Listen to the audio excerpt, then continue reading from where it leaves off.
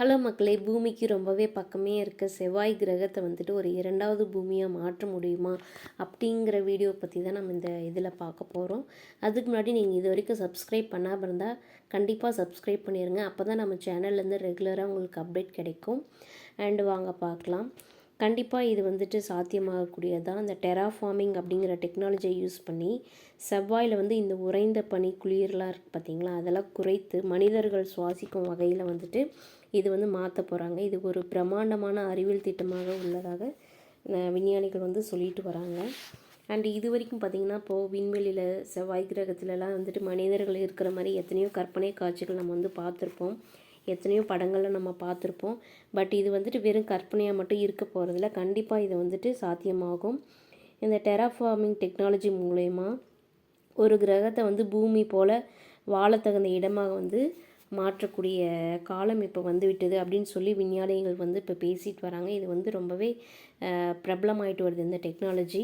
இது இன்னும் ஈஸியாக நம்ம சொல்லலாம்னு பார்த்திங்கன்னா, மனிதர்கள் சுவாசிக்கிற காற்று அண்ட் குடிக்க தண்ணீர் இந்த மாதிரி எந்த ஒரு அடிப்படை இயற்கை வசதியுமே இல்லாத ஒரு கிரகத்தை பிடிச்சி அதை வந்துட்டு மெல்ல மெல்ல செதுக்கி பூமி போலவே மாற்றுவது தான் இந்த டெராஃபார்மிங் அப்படிங்கிற டெக்னாலஜியோட பிளானே. இப்போ செவ்வாயில் பார்த்திங்கன்னா இந்த உறைந்த குளிர் இருக்குது, அதை வந்துட்டு கொஞ்சம் கொஞ்சமாக குறைத்துட்டு அங்கே வந்து ஆக்சிஜன் வந்து நம்ம உருவாக்கணும் செவ்வாய் கிரகத்தில். அதுக்கப்புறம் பார்த்திங்கன்னா அந்த கடல் அலைகள்லாம் வந்துட்டு அங்கே ஃப்ரீஸ் ஆகி தான் இருக்கும், அதெல்லாம் வந்து நம்ம ஓட வைக்கிறது. இதுதான் இதோட லாஸ்ட்டு இலக்கே பார்த்திங்கன்னா இதுதான். அங்கே உறைந்த குளிரை வந்துட்டு கம்மி பண்ணுறது, ஆக்சிஜன் க்ரியேட் பண்ணுறது, தென் கடலை வந்து ஓட வைக்கிறது. இதுதான் வந்துட்டு அதோட பிளான். அண்டு பார்த்திங்கன்னா 30 வருஷத்துக்கு முன்னாடியெல்லாம் பார்த்திங்கன்னா இது சாத்தியமே இல்லை அப்படின்னு தான் சயின்டிஸ்ட் சொல்லிகிட்டு இருந்தாங்க. பட் இப்போ இந்த பயனீர் லேப்ஸ் அப்படிங்கிற குழு இருக்குது, இந்த லேப் குழு, அவங்க வந்துட்டு இப்போ நிறையா டெக்னாலஜி டெவலப் ஆகிட்டனால இந்த நிலை வந்து இப்போ மாறிவிட்டது அப்படின்னு வந்து சொல்கிறாங்க. அதுக்கு மெயின் ரீசன் என்னன்னு பார்த்திங்கன்னா, எலான் மஸ்க் இருக்காங்களே, அவங்களோட இந்த ஸ்டார்ஷிப் போன்ற ராக்கெட்டுகள் வந்துட்டு பார்த்திங்கன்னா ரொம்பவே குறைந்த செலவில் வந்துட்டு அந்த ராக்கெட் வந்து பண்ணியிருப்பாங்க. அதனால் விண்வெளிக்கான பயண செலவு வந்து ரொம்பவே குறைந்துள்ளது. ஸோ இது ஃபஸ்ட்டு பாயிண்ட்டு. செகண்டு பார்த்திங்கன்னா, அந்த லேபில் வந்துட்டு புதிய வகை உயிரினங்களெல்லாம் இப்போ வந்து உருவாக்குற டெக்னாலஜி நிறையவே டெவலப் ஆகிடுச்சு. அண்ட் தேர்டாக பார்த்திங்கன்னா, இப்போ கம்ப்யூட்டர் வச்சுட்டு ஒரு கிரகம் வந்துட்டு அது ஃப்யூச்சரில் எப்படி இருக்கும் அப்படிங்கிற பாயிண்ட் வந்துட்டு நம்ம முன்கூட்டியே அதை வந்துட்டு கெஸ் பண்ணி நமக்கு சொல்லிடுது.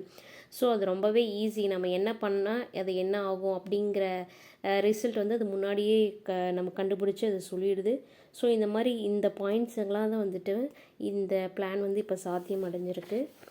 நெக்ஸ்ட் இன்னும் கொஞ்ச நாளில் பார்த்திங்கன்னா செவ்வாயில் வந்து வெப்பத்தை ஈர்க்கும் வாயுக்களை அங்கே வந்து நம்ம அனுப்பி செவ்வாய் கிரகத்துக்கு வந்து அந்த வாயுக்களை அனுப்பி அதோட வெப்பநிலையை பார்த்திங்கன்னா 30 டிகிரி செல்சியஸ் அளவை வந்துட்டு நம்ம இன்க்ரீஸ் பண்ணினா அங்கே உறைந்து கிடக்கிற அந்த பனிக்கட்டிகள்லாம் இருக்கு இல்லைங்களா, அது கொஞ்சம் கொஞ்சமாக உருகி சுமார் 300 மீட்டர் ஆழமுள்ள ஒரு பிரம்மாண்ட கடலே வந்துட்டு உருவாகும்.